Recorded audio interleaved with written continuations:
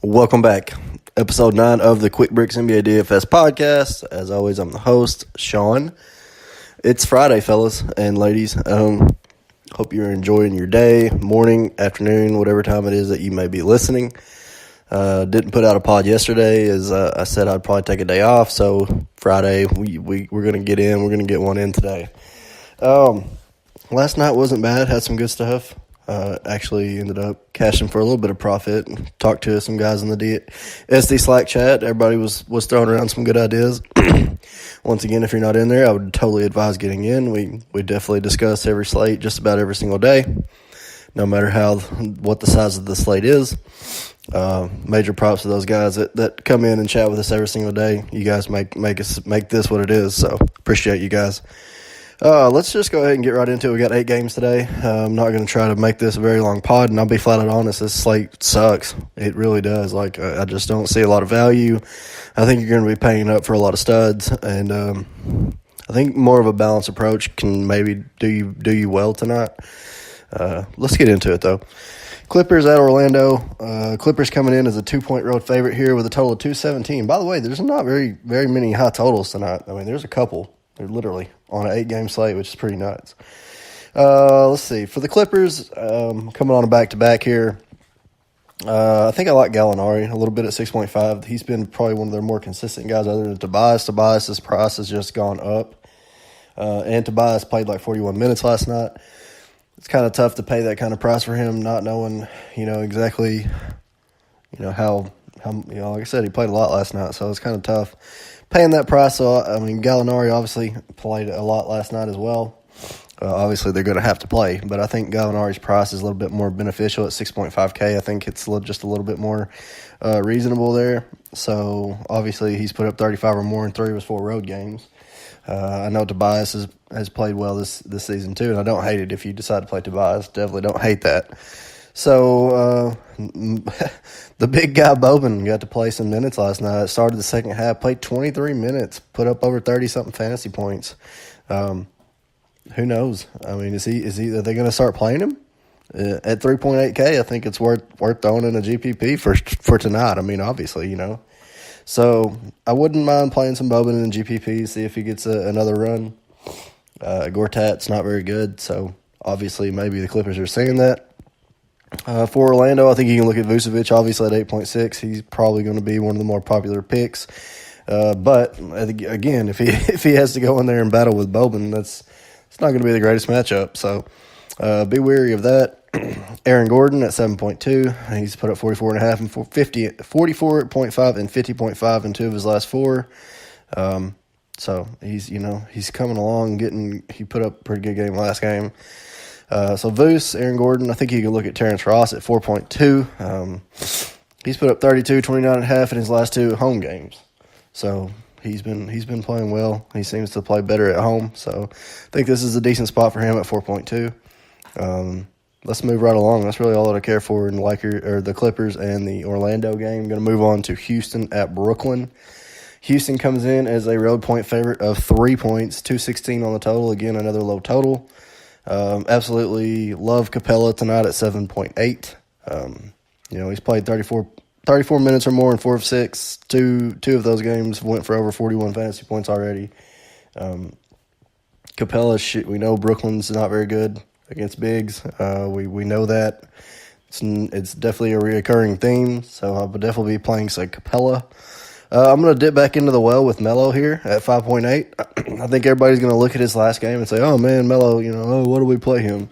Yeah, well, he still put up over 30 fantasy points in his 2 games before that, played over 30 minutes, and now he's played 31, 34, and 39? Yeah. 31, 34, and 39 minutes in his last 3. So, still no Harden, it looks like. He might play, I don't know yet. This would be something to watch, obviously. I thought he was doubtful, but I've been seeing now he's questionable, so I'd be watching out for Harden's status, because obviously if Harden plays, that's definitely going to decrease the opportunities for Melo. So, with that said, if he does not play, I will be playing Melo at 5.8. I think that's still very reasonable price, and for that kind of minute, the minutes he's getting, the volume he's getting, he still put up 12 more field goals in his last 3. 12 last game, 17 the game before, 18 the game before that. put up, he's shooting at least, 6 or 7 threes a game. Last game he only had 2 3-point attempts. So the 2 games before that he had the 30-point fantasy outings, he had like 6 or 7 attempts. So you do the math. The opportunities are there if Harden doesn't play again, I believe, and it's against Brooklyn. So do what you want with it, but I'm going to play Melo, I believe. Gerald Green at 4.1. I think you can get back in the well with this one a little bit. He did play a pretty good amount of minutes. Everybody's going to look and be like, "Oh, okay, well, he didn't do very good again." Yeah, the Rockets were terrible last game. We already know this. We saw it. We talked about it. He was also 1 of 10 from the field and 1 of 9 from 3-point, and we all know that's where he makes his money is from the 3-point line. Even though he still pulled down 4 boards and put up 2 assists, he only put up 11.5 fantasy points. 11.5, I would say, is not bad for a guy that's 4.1 and went 1 of 10 from the field. So you can see that he still gets other statistics there. Obviously, if his shot falls, he could put up easily 30 fantasy points. So Green at 4.1 obviously would be waiting to see on Harden. This is all if Harden does not play. If Harden plays, then it's definitely going to be a totally configuration here, totally different config. So we will definitely talk about that later when that news comes out. But for now, Capella, Melo, and Green is what I'm looking at. I mean, if you want to play CP3, go for it. I don't hate it. I think he's in a decent spot. D'Angelo Russell doesn't seem like he really cares about basketball at the time. He hasn't been playing very well. Spencer Dinwiddie, like I said, he was a good buy low last game. I don't believe that I'll be on him tonight. I think that for the Nets, I'm going to be looking at Joe Harris. Joe Harris at 4.7, he's been playing very consistent. He's one of the more consistent players on the Nets team so far. He's getting the minutes. So 4.7, his price is still favorable, I believe, for the minutes that he gets and the time that he's getting. So LeVert at 6.6. I mean, you can't really hate it. 40, 30, 32 minutes in all home games. He's playing, 30 minutes or more in every single home game. He's playing well. So don't hate LeVert, but I'm not exactly a huge proponent of his price. So I think there's some other options that you can look at in that area, that price range as well. RHJ at 4.9. It's hard to overlook this guy still. He's only getting 25, 27 minutes. Hopefully, they're going to let the reins off of him pretty soon because we know that he can fill the stat sheet up. But the only bad thing is I saw a pretty interesting stat, and I can't remember who it was from yesterday on Twitter, but he spent like over 10% of his time so far since he's been back playing the center spot, which is tough. He's not exactly a center. He's definitely more of a power forward. But he can play center. I'm not saying he can't, but that obviously hurts his fantasy value. And it shows, because he hasn't really been. I mean, he's been pulling down boards, but he hasn't been doing his usual scoring. He's getting plenty of looks. Not to say he isn't, but he's at least pulled down 7 boards in his last 2. He's got at least 1 block. He's taken at least 9 or more field goal attempts. So at 4.9, I mean, I could say that, it's definitely debatable whether you believe that price is fair enough for him. Right now, I do, and I do think I don't hate it tonight. So with that said, RSJ, I think you look that way as well. So that's really all that I care about in Houston and Brooklyn. Going to move along to Indy at Chicago, where we have a train wreck of a game. Sabonis, the guy's been just killing everybody. So I think you look Sabonis. I think you look at Bogdanovic here for Indy at 4.8. We know that Justin Holiday is not the best defender. I think you can look at Vic Oladipo. I mean, Chicago has just been getting obliterated by shooting guards. I mean, literally just getting killed. Clay, put up the record. Last game, I think Gary Harris did a number on him. So Vic Oladipo would definitely be looking in his way tonight. I also think you can look at Corey Joseph at 3.9. Obviously, we think this game could get out of hand a little bit. Don't hate Corey Joseph at 3.9. Put up 19.5, 26.3, and 29.5 in his last 3 road games. He's getting good minutes on the road as well, so I think he's just a pretty decent look at overall at 3.9. For Chicago, you can't overlook Wendell Carter Jr. right now at 5K. The guy's just put up 31, 34.8, and 55 fantasy points and he put up 55 against Denver, which is tough because Denver has a lot. They're pretty tough down low. That's really what they pride themselves on is that good interior defense, and Wendell Carter just he just ran right over him. So Wendell Carter at 5K I think is very fair, very, very, very, very, very, very fair. And he could just be my roster monster. I haven't exactly decided now that I think about it. I haven't fully made that choice, but I really like Wendell Carter tonight, and I think you should too. Obviously Levine is going to get his price is still up there. I'll be flat out honest. I really don't care for anybody else on this Chicago team, and that's really all that's it. It could be a blowout easily. Indy comes in as an 8-point road favorite here, total 215. So low total. Looks like Indy is favored already on the road by 8 points. It's definitely not a good setup, I feel.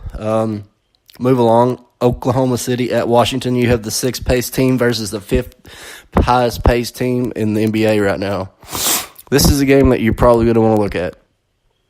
There's a good chance that it's probably going to be chalky. So, but I feel like this is one of the games that you need to play the studs. You need to play Russ. You need to play Wall. You can play Bill if you want to, but more so Russ, Wall, Paul George. I think you can look at Otto Porter. I like Oubre. I like all of those guys. 229 on the total, 2.5. Washington here, favored at home by 2.5. This is your second highest total on the board, other than Minnesota and Golden State, which should be your most chalky game, I would assume. But I think you can intertwine these two games a little bit. If you definitely want to do a stars and scrub lineup with those two, I think that's going to be highly beneficial for you tonight if you can figure out a way to do it. I think there kind of is. Like I said, I'm not seeing a ton of value, but I think you can if you would like. So, anyway, Russ, 10.9, you got to play him. I mean, he's just been balling. He's put up 45 or more in every single game. Wall at 8,100 is still just stupid cheap. I mean, he's still putting up 40. He put up 42 at Memphis last game. Everybody, his price was 8,400, and now his price is down another 300. Need I note that Washington could be getting Dwight Howard back tonight? I don't exactly know how much he's going to play. Do they ease him back in, or do they just throw him out there and say play 28 minutes? I don't know. Obviously, he's not going to have the best matchup there with Steven Adams. It's got you got two gargantuans down there. I don't know. I don't really like playing either one. They could probably foul each other quite a bit. We know Dwight loves to get dirty down there, so I wouldn't go so far as to looking at that. Steven Adams, I mean, it's up to you. It's a preference call. But I'll be looking at Russ, PG, John Wall, Otto Porter, and Oubre Jr. in that game. So moving on to the Knicks at Dallas, another game that I'm just like, the Knicks have just I don't really know. All I know is to play THJ. He's their most consistent guy, has been, will be. He gets all the usage basically, especially now that Cantor's been kind of taken out of the picture. He played 21 minutes last game. It's I don't know. I really don't know. I don't know what to do with this Knicks team. I'm just puzzled. So Vonleh has been a really nice asset to them lately. 4.8K, 33 minutes last game, put up 42 fantasy points. Vonleh, I would definitely be looking at. Other than that, like I said, Cantor at 6.4. I can't pay that, knowing that he's only going to get 20 minutes off the bench. I mean, you just can't do it. So THJ and Vonleh is really what I'm looking at there. Dallas, I think I'm not paying up, even though I think DeAndre Jordan is in a magnificent spot. But it's not the greatest matchup, I'll say. But he has been playing very well at home. But I don't think I'm going to pay 8.3 for DeAndre Jordan. He's getting up there a little pricey. So if you find a way and feel comfortable with your lineup, go for it. DSJ at 5.5, I think, is a fabulous play. I like Wes Matthews at 4.8. JJ Barea put up a double-double last game. He's 4.1. He had 10 assists, 15 points last game, put up close to 30 fantasy points. So I don't think Barea is a bad look as well. If you want to No. Okay. That's where I'm going to stop. Anyways, total on that game was 218. Dallas was 6.5-point home favorite. That's kind of funny. Dallas is a 6.5-point home favorite. However, that's what it is. Like I said, THJ, Vonleh, DSJ, Matthews, Berea. Yeah, I don't know. That's all I can see that I really care for in that game. Memphis and Utah. This is not the same Memphis and Utah that we've seen in prior years past. There is no line on this. It looks like Donovan Mitchell is out. So I think that opens up a little bit of value, and not on the Utah side so much. But I think Garrett Temple at 4.1 is going to be a decent look. Obviously, with no Donovan Mitchell, it looks like maybe Dante Exum might get some run. Alec Burke he was the one that usually got the minutes last year, but he's questionable. I don't know if he's playing. He might not play tonight. So in that scenario, hell, maybe even Grayson Allen might get some run. So GPP dart if you want to look there. Shelvin Mack at 3.7. Going back to Utah, I'm pretty sure he played for Utah, so a little bit of narrative there if you want to look there. He played 30 minutes last game. Also, Gasol at 7.2, put up 44.8 at Utah earlier in the season, so I think it was the second game of the year.